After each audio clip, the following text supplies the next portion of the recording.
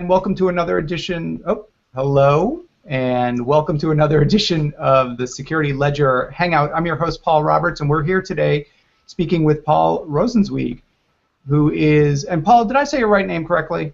Rosenzweig. Rosenzweig. Okay. It's okay. Doesn't matter. Okay. Rosenzweig is as good as it gets. Okay, except that it's Rosenzweig. Paul Rosenzweig, founder and principal of Red Branch Consulting. Paul does many things. He's a homeland security consultant. That's what Red Branch is about. He also serves as a senior advisor to the Chertoff Group, and he was formerly Deputy Assistant Secretary for Policy in the Department of Homeland Security. He's a distinguished visiting fellow at the Homeland Security Studies and Analysis Institute, and a lecturer in law at George Washington University. He's a senior editor of the Journal of National Security Law and Policy and a visiting fellow at the Heritage Foundation.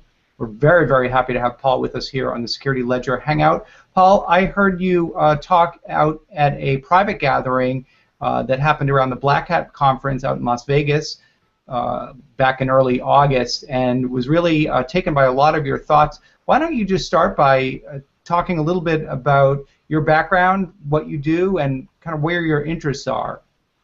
Well, great. And first off, thanks for having me. It's really a great pleasure to join you. I love doing stuff like this, and it's always interesting and engaging. So I appreciate the opportunity to come on. My pleasure.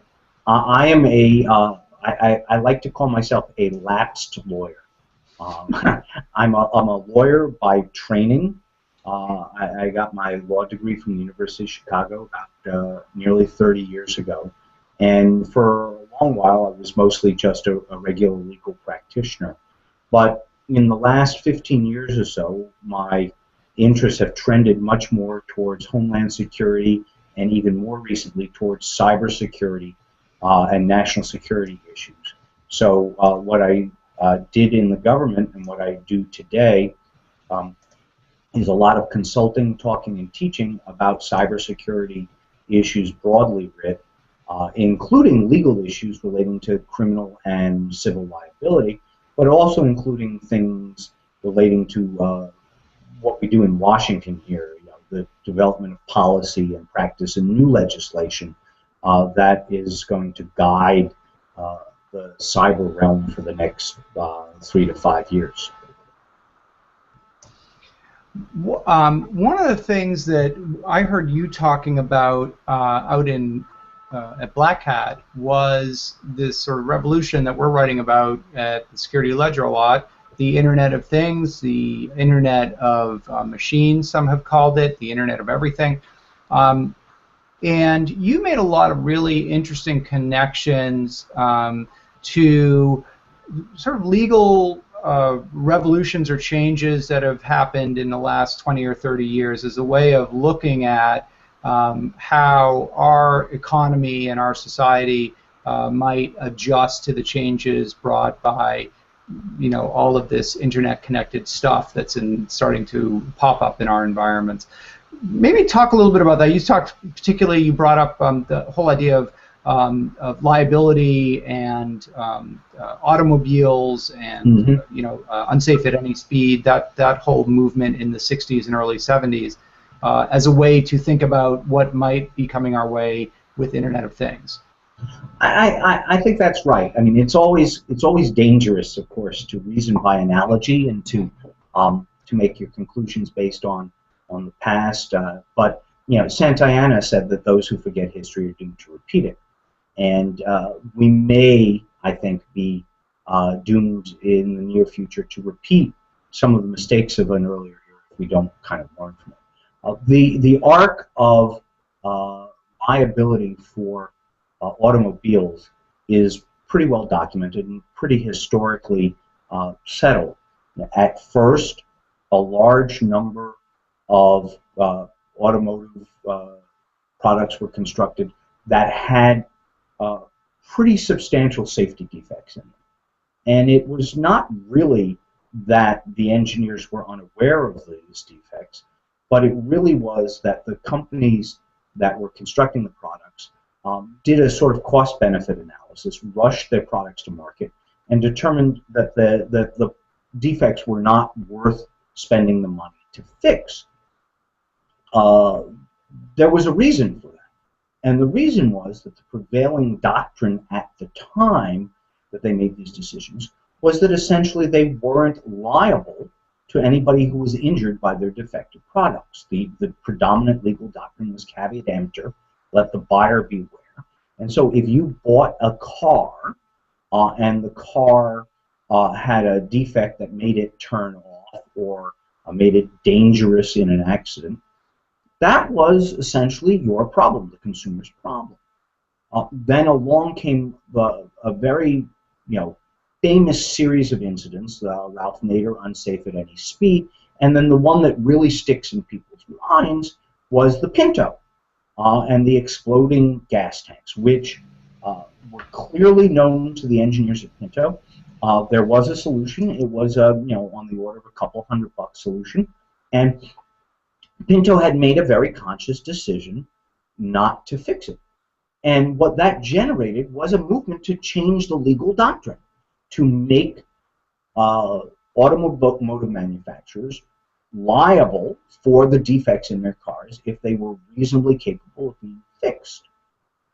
And what that produced, of course, was a lot safer cars. Highway deaths are way, way down now than they were 20, 30, 40 years ago. But at some expense, increased safety. And it also produced car companies that market themselves as the uber safe companies, like Volvo and things like that. Everybody knows that Volvo is the safest car around. I'm not sure if that's still true, but they've won the public relations battle, at least with me. So let's take that entire story and think about it with respect to the Internet of Things, with respect to driverless cars that are coming from Google, or medical devices that people are manufacturing.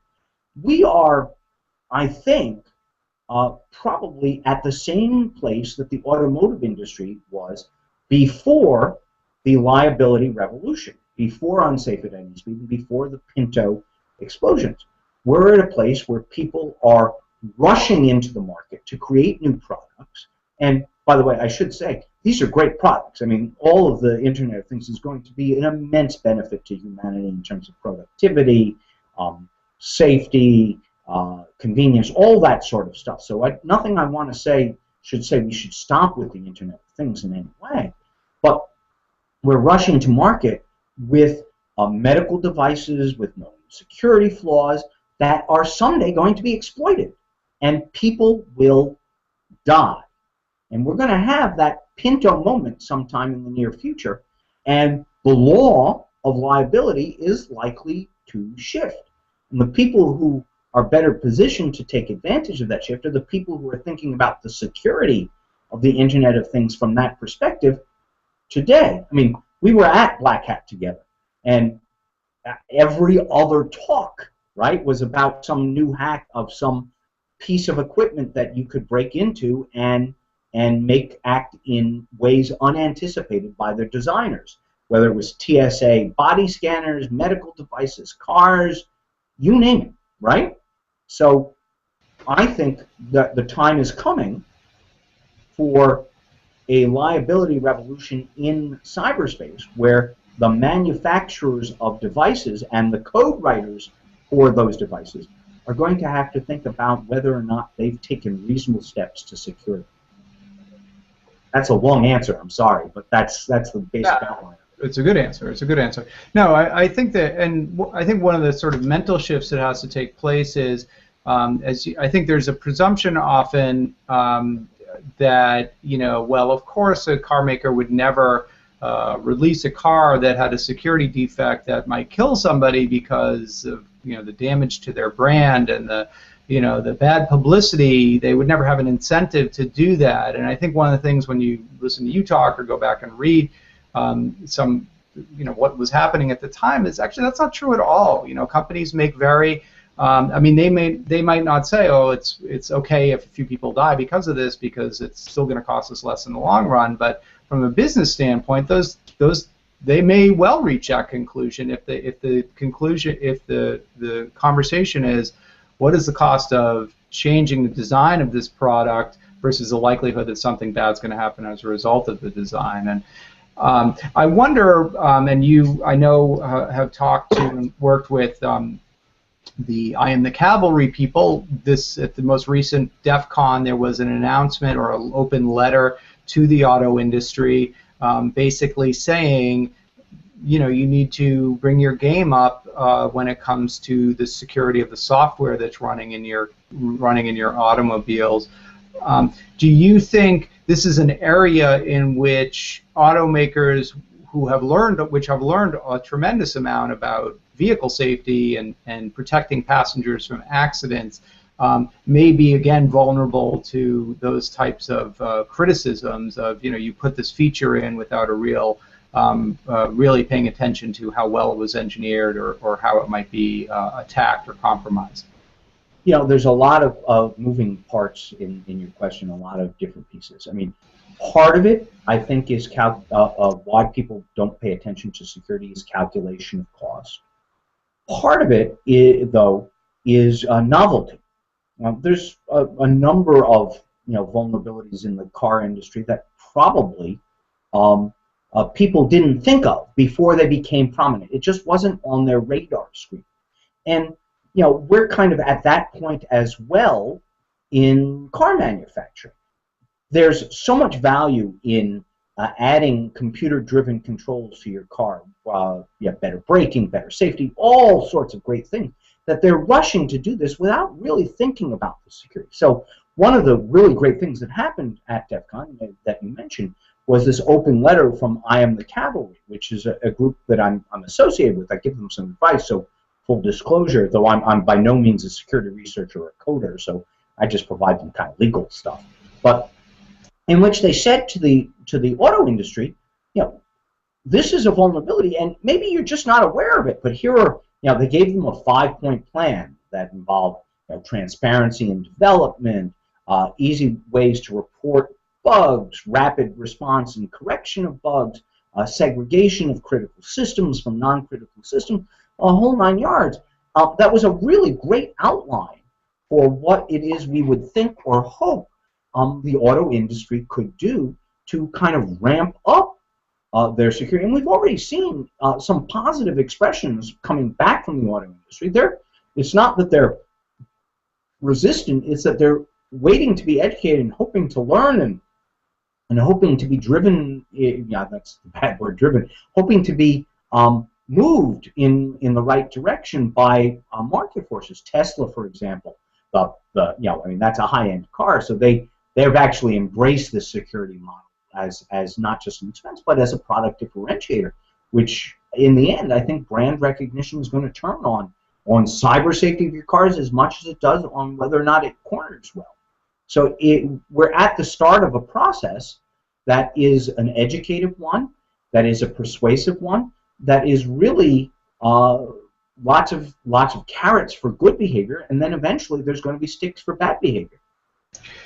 And the sticks presumably would be legislation, either I guess it would have to be at the federal level or more private sector. You know, U.S. Or Consumer Reports pans you because you know, your car failed some kind of a cyber evaluation. Pick one from column A, one from column B. I think it's likely to be both. I could see. We'll stay with cars, though I don't want to pick exclusively on cars. Because there are lots of other devices out there. But let's stick with cars. I can imagine the National Highway Transportation Safety Administration issuing standards about cybersecurity. Things like you should segregate non-critical systems like the computer that runs the audio system from the critical systems, the systems that run your brakes and gas injection. I could imagine that. I could imagine Consumer Reports or you know, publishing you know, with a little red bullet that says "not good on cyber" and adding a column like that. I can imagine a little further down the road, American tort lawyers getting the first day that one of these cars crashes because a cyber system either is hacked by somebody who's malevolent through a known vulnerability, or, you know, seizes up and freezes in the middle of a turn because of some coding flaw that ought to have been spotted. the day that that happens, we're going to have tort lawyers, coming out of the woodwork and making some money off of the deal. And money always drives the equation. So there's lots of things that are. I mean, another possible avenue, one that I often think about and do some counseling on, is someday your and my insurance company, before it insures us against accidents in the car, is going to ask us as a condition of insurance, is your car cyber secure? In the same way that they ask now, do you have a good driving record, right? And does it have a good crash rating from NHTSA? They're going to ask if it has a good cyber rating.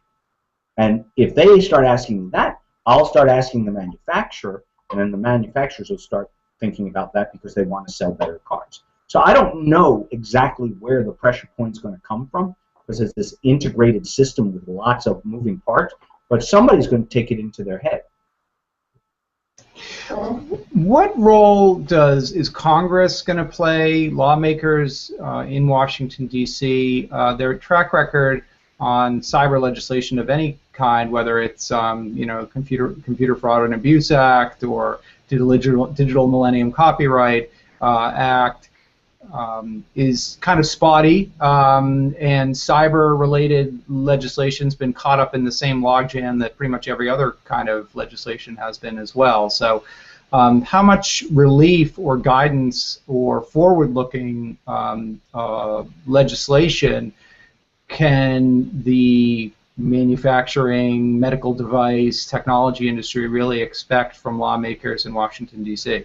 That's a great question. Nobody makes any money. Nobody ever lost any money here in Washington betting on Congress to do nothing, at least not in the last few years. So the realist in me says, expect nothing. One of the reasons that I actually think that there might be movement in this area, not in the very near term, but in the mid to long term, is because if there isn't, then there will be 50 different state rules about what's required. One rule in West Virginia, another rule in California, and another rule in North Dakota. And if there's one thing industry hates, it's inconsistent rules, multiple rules that they have to comply with. So when and if a rulemaking or liability system starts getting going, I expect that there will be pushes for nationwide uniformity. Yeah, but that will probably drive congressional action. We heard that argument with data breach laws, and as yet it has not happened. That's right. I think that's probably because the pain hasn't gotten big enough, Yeah, maybe. And frankly, I'm a bit surprised that we haven't managed to get data breach fixes off over the finish line. I would have hoped that we could, and I would have expected that. But that's the argument, right? And what it is based on the idea that money drives the calendar. Money drives the method. We'll see. I mean, that prediction is really looking out 3-5 years from now. Certainly in the next presidency, and at least, and no sooner than that. For other things that they can expect in Washington, that doesn't mean that there isn't scope for executive action. We could have the Food and Drug Administration deciding that it is going to impose some standards on medical devices for cybersecurity. We could have NHTSA talking about auto security. We could, have the Consumer Product Safety Commission putting out standards about other consumer devices that are within its domain that are cyber-enabled, that are potentially hackable. I'm not sure how much I like that. I really don't want a cybersecurity standard for my refrigerator. Which I just don't see the need. I mean, who cares about whether or not they find out how much milk I drink each week? With my computer. But there are other devices that will be.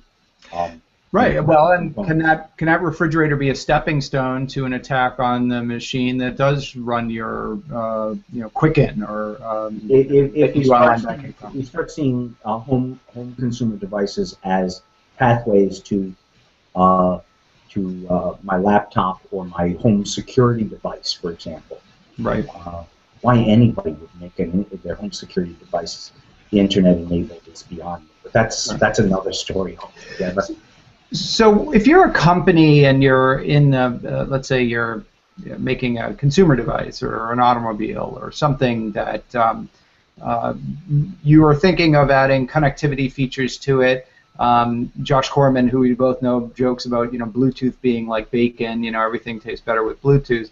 What are some of the concerns that you should have from a sort of legal standpoint about your liability or about the risks that those might impose? In other words, if you were to consult with a company and say, look, if you want to build connectivity features into this, and this is a product that conceivably could be hacked and or cause harm or damage, what types of things should you be sensitive to or aware of? Where should you be devoting your energies?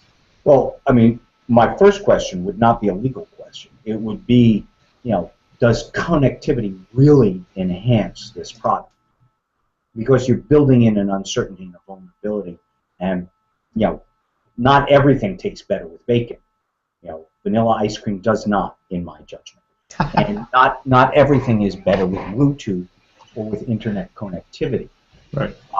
So I would just, my first question would be to ask them why, what the business case model is for this and whether or not the game is worth the can.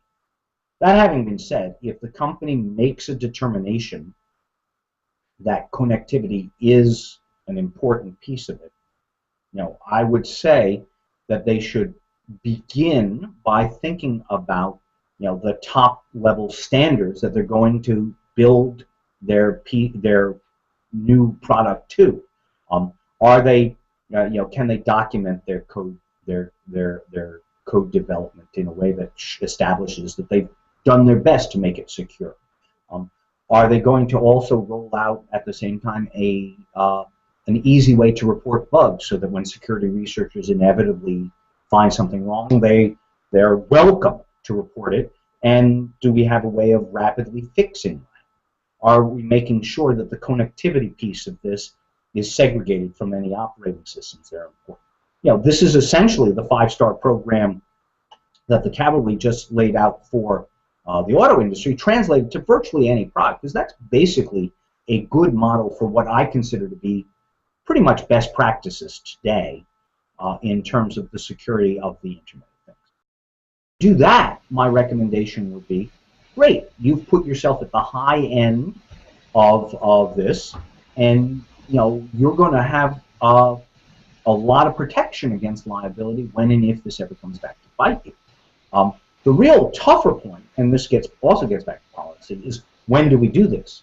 Because I want you to start spending the money on security on the day you start writing the first line of code. And most product developers want to wait until they know whether or not the product will be useful. Right. Because building in security to each of the 1,000 failed devices that you try before you find one that actually sells is a bit of it. So we're going to have to negotiate a way forward in a time frame. You can invest in the secure software development early, and maybe we'll put the reporting and the bug bounty and things like that at the back end later. Right. But I would tell everybody, and this would be my final point, that there is no silver bullet. There is no way to eliminate the risk, and therefore no way to eliminate the potential liability. This is all about risk management, and it's about taking reasonable steps to reduce your risk, both of harm and therefore of liability from the harm, rather than thinking about elimination. Oh, yeah. Resiliency. That's the other thing. I didn't mention that, but do you build it so that it can, we can fix it and come back online really quickly without too much problem? Right. You talked out in Las Vegas about this idea, this notion of commercially reasonable steps or unreasonable steps. You mentioned the Patco Insurance versus People's Bank case, which is about a kind of account hijack data or money transfer that happened as a result of an account hijack for a small construction company. And that the bank was found to be not taking commercially reasonable steps. Is that something that we're going to see reapplied in different contexts. For example, around some of these connected devices. Well, you implemented the features, but you didn't do so in a way that is commercially reasonable. I think that's exactly right. Some form of reasonableness is going to be required of manufacturers and implementers of new systems, intermediaries who use those systems. The PATCO case is a really good example where a very unusual transfer of all the funds of the PATCO construction company to a bank in Romania actually alerted their internal "this is strange" system, and yet the bank decided to ignore that because the transfer had come in with the username and password authentication, and they felt that they were obliged to implement the transfer without circling back and double checking with PATCO to see if it really wanted to transfer all of its money to Romania. Of course, it was a criminal gang and everything. And the court, I think, correctly said that the bank's failure to even follow its own alert system was not a commercially reasonable step. The big money question for everybody is what's going to define commercial reasonableness? Where's the standard going to come from? It sounds like a fishy notion. Typically, it's not so fishy. Typically, it comes from standard-setting organizations, whether it's it's going to be the National Highway Transportation Administration, the NIST, the National Institute for Standards and Technology, which just released a cybersecurity framework. Whether all of these we're in that phase where we're going to be developing standards. The standards for cybersecurity for non-commercial applications like electric grids are probably going to look a bit different from those for consumer products, like medical pumps. But there's going to be a commonality of those, and we are starting to think of what best practices might be. So again, I think commercial reasonableness will be the touchstone for liability, and the way to avoid it will be to go out and try and find those standards and do your best to kind of come within the zone of them. With the notion being that you're not immunizing yourself against lawsuits, but you are making it more likely that the outcome of those suits is going to be favorable to you. That's right. There's no such thing as outlawing the suit. Period. Full stop. End of story. Right. Outlawing liability. So immunizing. What it can get you is a good protection. Make yourself a hard target, pretty much. Right. So you move in the milieu of Washington, D.C. and policy circles, both with Chertoff Group, with Red Branch, and so on. What is the conversation right now around some of these issues? There's certainly a lot of fear, uncertainty, and doubt about Internet of Things and security. But what are you hearing, and where do you think things stand? Well, I mean, that's a great question. I think there is a lot of FUD. Just as there is over cybersecurity writ large for the larger industrial SCADA systems. I would say that the Internet of Things is not reached the level of hysteria that we currently have about a larger scale attacks on the transportation system, the electric grid, or the financial industry. And frankly, that's probably right in terms of national security issues, right? In terms of your and my personal interests, the consumer products are going to probably predominate because pretty soon we're all going to own them, and we're all going to have vulnerabilities. But in terms of what the U.S. federal government needs to be worried about, the Internet of Things is second order after the larger SCADA attacks. I'm not sure how long that will last. I think, again, that will probably flip, and there will be a Pinto moment, right? Or our friend Josh Corman, who you've spoken of, he sometimes likes to call it the Cuyahoga River moment, which is when the river in Cleveland went on fire. and started burning. That was the environmental industry's equivalent of the Pinto movement. And we in maybe there is something to this pollution stuff. Yeah, exactly. And we the water's on fire. And we in the Internet of Things are waiting for our Pinto moment, our Cuyahoga moment. Right. Probably, you know, it's sad to say that even though you and I are talking about this and trying to get ahead of the curve, I think it's probably fair to say that congressional attention will not really become sustained and peaked until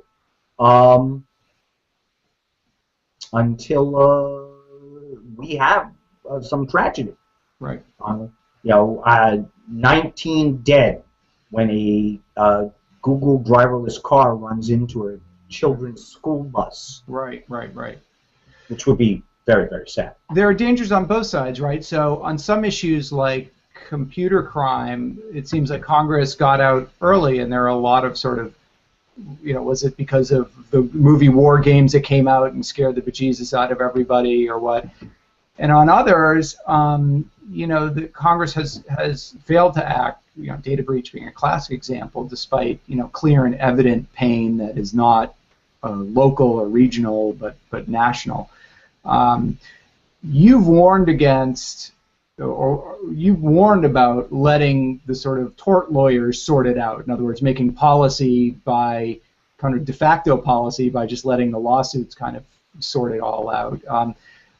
What are the dangers of that? I guess just to get you to sort of rehearse that thought. But well, I mean, there are many. I mean, not the least of which we've already touched on, which is that there are tort lawyers in 50 states, and so we'll have 50 different standards. And anybody who manufactures a car or a refrigerator, a medical device, or any other consumer object will have 50 different rules to follow unless there is uniformity. The second, of course, is that tort law is notoriously idiosyncratic. It is the product of common law development involving jurors. Most juries have a great deal of common sense, and we can probably trust them to get it close to right. But anybody who's studied the history of tort law in the last 30 years is equally well aware that there are lots and lots of outlier verdicts and windfall profits that are out there that wind up killing industries, destroying companies, that sort of thing. It would, asbestos, right? I mean, what? Asbestos. Yes, asbestos is a great example. It had its problems, but I mean, and some. Let's be fair. Some of these things deserve to be. Of course, yeah. Right. But it's more of a crapshoot, it tends, I think, with coders in your group, that it tends to regress to the mean. So it tends, in the long run, even in tort law, to define the right standards. We don't have a lot of strange verdicts in auto accidents anymore, right? Because we've had a lot of experience with it and all. But along the way, a lot of strange verdicts were handed down. The same with medical malpractice. It's regressing towards the mean, but along the way, a lot of doctors got hit with really weird judgments. And to be fair, on the other side, a lot of doctors got away with murder. Yeah, right. Literally, right.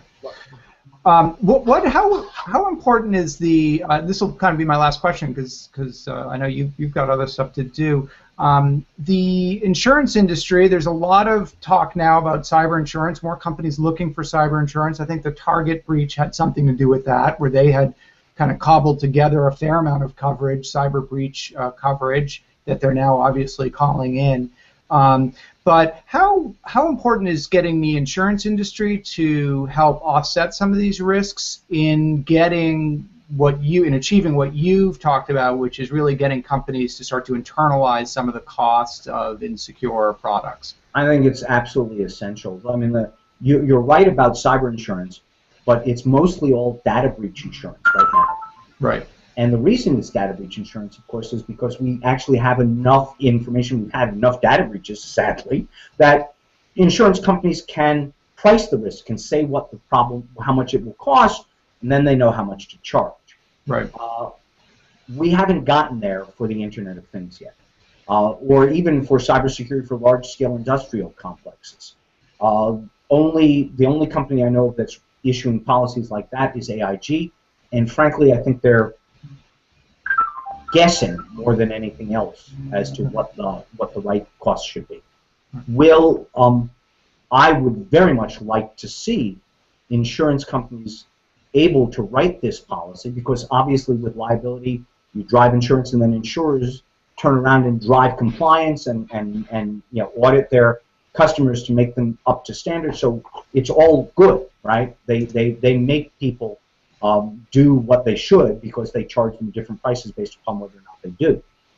So one of the areas that I really would like to focus on personally over the next 5 years is finding a way to educate the insurance companies as to the opportunities here, but also help them by developing risk models, compliance systems, so that they can actually get a sense of how much all of this should cost, so that they can actually price the risk, make a little money, which is what they're in the business for, but also spread the risk around. Great. Paul, thank you so much for taking the time out of your Friday afternoon to talk with us here at Security Ledger. I think it's been a great conversation. Before we go, anything that you want to say that I didn't ask you about? No, I think we've covered it all. Send me a link when this goes up so I can tweet it out to all my 220 followers or whatever. But it's always a great pleasure to be here. I guess I'd just end by saying the future of the Internet of Things is now. But if the future of the Internet of Things is now, then the future of the security of the Internet of Things is also now. Great. Paul Rosenzweig is the founder and principal at Red Branch Consulting. He's also a senior advisor to the Chertoff Group, and he was here talking with us at the Security Ledger about the Internet of Things, risk, law, and pretty much everything that's to come if you are an Internet security Internet of Things business. So, Paul, thank you so much for taking the time, and I'm sure we will end up talking again sometime soon. Excellent. Thanks a lot for having me on. No problem. Our pleasure. Take care. Sorry about the hand there. No worries. Bye. Bye-bye.